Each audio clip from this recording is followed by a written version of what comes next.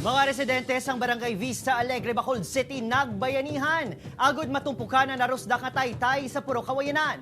Pumuluyo, naubos na kuno ang pasensya sa pasalig sang gobyerno.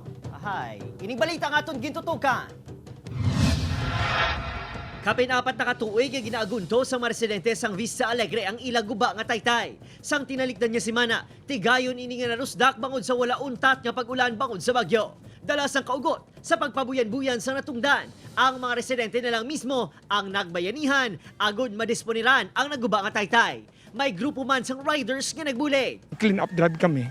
Kaya nagsupon ang tubig eh. Ang mga basura nagsupon. So that's why nabilwagan niyo. So kung hindi pa ninipagihoon, maguba na lang gid ni siya. Ginsugdan sa mga residenteng donation drive agud makabakal sa semento. Masobra 40 kasakong ilan na gamit. Ang barangay, 8 kasako ang ginpadala. Kaya mo ay tablo ano sa anong barangay kaya ko natunta siya sa mga gobyerno mga ganun damo pablang mga rekibitos mga papilis ti katsindim na mo. Bawod kalabanan sa mga residenteng may obra subong adlaw. Ang ini nga mga bata ang nagbulig sa paghakot sa semento nga gindonar sa ila. Nabudlayan kamo sa sitwasyon niyo. Di na mga dagko dala mo. Oo, mga gwanta.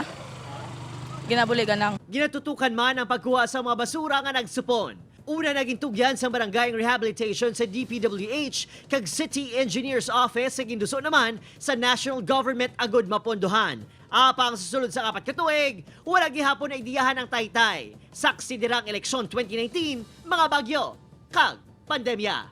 Upod, Kirino Casillo, Adrian Priatos, 1 Western Visayas.